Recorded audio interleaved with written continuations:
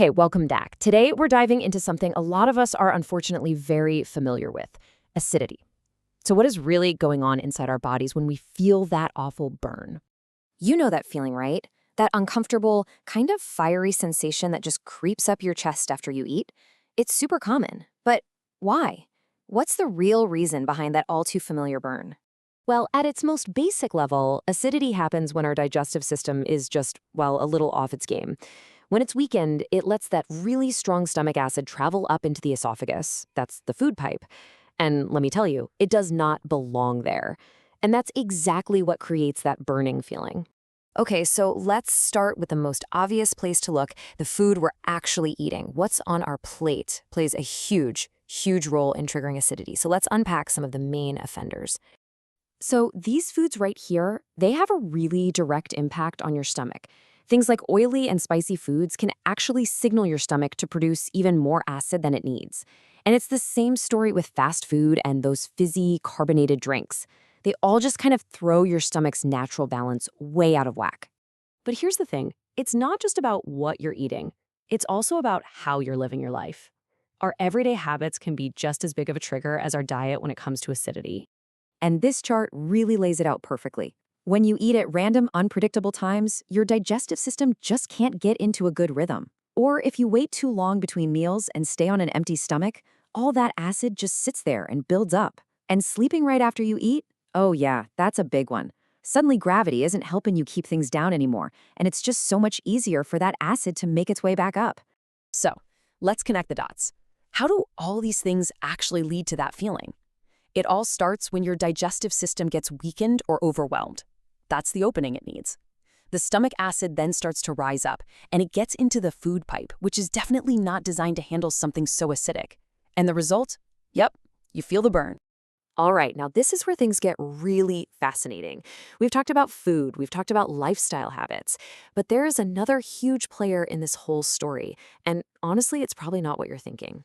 Just look at these three words: stress, anxiety, lack of sleep. We usually think of these as being, all in our head, right? Just emotional or mental things. But it turns out they have a very real, very physical impact on our bodies. And this is the absolute key. What's happening up in your brain has a direct line, a physical connection right to your gut. And I'm not speaking in metaphors here. This is actual biology. Scientists call this connection the gut-brain axis. You can just think of it like a two-way superhighway running between your brain and your stomach. So when you're feeling stressed or anxious or you haven't slept well, your brain sends signals down that highway that can literally tell your stomach to produce more acid. It's just such a powerful reminder that our mental health and our physical health are completely intertwined. So why are we talking about all this? What's the big deal? Well, having some discomfort every now and then is one thing. But when acidity becomes a constant thing, that's your body trying to send you a really important message. See, if acidity is something you're dealing with all the time, it is not something to ignore. Over time, it can lead to much bigger issues, like gastritis, which is basically when the lining of your stomach gets all inflamed, or even painful ulcers. So the main takeaway here is to start thinking of that burning sensation as less of a nuisance and more of a signal. It's a sign. It's your body telling you, hey, something down here is out of balance.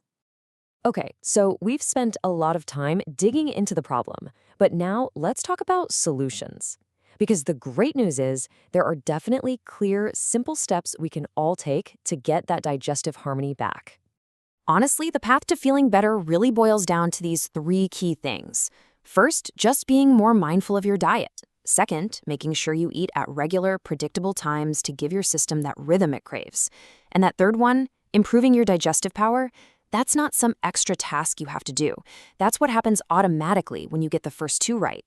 It's about giving your body the consistent support it needs to do its job properly. See how it all comes full circle? So, as we wrap things up, I want to leave you with this one question to think about.